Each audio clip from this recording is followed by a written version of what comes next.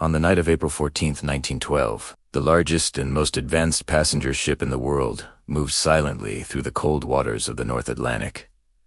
The Titanic was more than a ship. It was a symbol of human progress, engineering confidence, and luxury at sea. Passengers believed they were traveling on the safest vessel ever built. Crew members trusted its design. The world trusted its reputation. But within a few hours, that confidence would be shattered. Not only because the ship struck an iceberg, but because when the moment of crisis arrived, the emergency system that was supposed to protect lives failed at almost every level. When the collision happened at 11:40 p.m., it did not feel like a disaster. There was no explosion, no violent shaking, and no dramatic panic. Many passengers did not even notice the impact. Some thought the ship had slightly changed direction. Others continued their conversations, reading or sleeping. This calm reaction became the first hidden danger. Because the situation did not look serious, the emergency response did not begin with urgency. Inside the lower decks, engineers quickly began inspecting the damage. Within minutes, the truth became clear. The iceberg had opened multiple sections of the hull. Water was entering faster than the ship could handle. The watertight compartments, which were designed to keep the ship afloat after damage, would not be enough. The ship was going to sink. The engineers understood the reality early. The officers understood the danger soon after. But this critical information was not communicated with the speed and clarity that the situation demanded. Instead of an immediate full emergency announcement, the crew began preparing lifeboats quietly. Passengers were told to put on life jackets as a precaution. Some were asked to move toward the decks, but they were reassured that there was no immediate danger.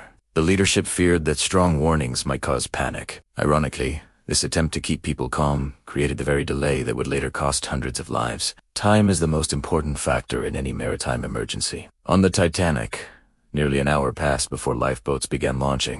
During that hour, the ship was slowly filling with water, while many passengers remained inside, unaware of the seriousness of the situation. Some refused to leave their warm cabins for the freezing night air. Others went back inside after coming on deck because nothing appeared wrong. The emergency system had another major weakness. The Titanic did not carry enough lifeboats for everyone on board.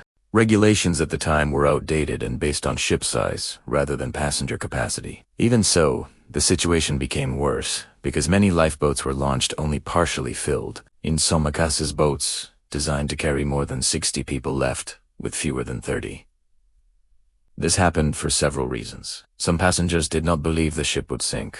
Others were afraid to step into small boats hanging over a dark ocean. Crew members were unsure about loading procedures and worried that the boats might break if overloaded. The result was tragic. Hundreds of empty seats floated away into the night while people remained on the decks. Training and preparation were also limited. Many crew members had never practiced a full evacuation. Emergency drills were minimal. There was confusion about authority, confusion about procedures, and confusion about priorities. Instead of a coordinated operation, the evacuation became a series of rushed decisions made under growing pressure. Communication failures added to the crisis. There was no clear system to inform passengers from different sections at the same time. First-class passengers received information earlier and had easier access to lifeboats. Many third-class passengers faced long routes, locked barriers, language difficulties, and uncertainty. Some did not reach the upper decks until most lifeboats had already been launched. Meanwhile, wireless operators sent distress signals across the ocean. Nearby ships responded.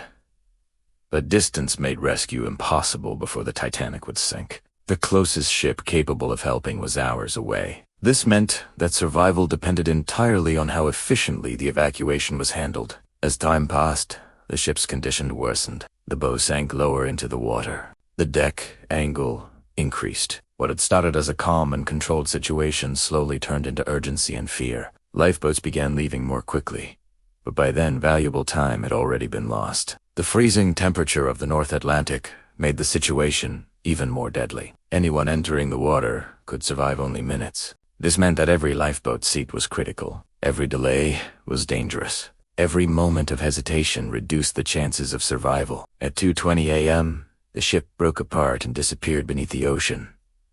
More than 1,500 people lost their lives. Later investigations revealed a painful truth. The Titanic had remained afloat for nearly 3 hours. If the emergency response had begun immediately, if lifeboats had been filled properly, and if communication had been clearer, hundreds more could have survived. The disaster led to major changes in maritime safety. New international laws required enough lifeboats for all passengers. Continuous radio monitoring became mandatory. Regular emergency drills became standard practice. Safety regulations were modernized to match the scale of modern ships. The story of the Titanic is often remembered as a collision with an iceberg, but the deeper lesson is about emergency management. The real failure was not only structural damage. The real failure was delay, hesitation, overconfidence, and poor coordination at the moment when speed and clarity were most important. Because the ship did not sink instantly, it gave time that could have saved lives. Time that was lost because the emergency system did not respond with the urgency the situation required. And that is why the tragedy of the Titanic remains one of the most powerful lessons in history about the cost of a failed emergency response.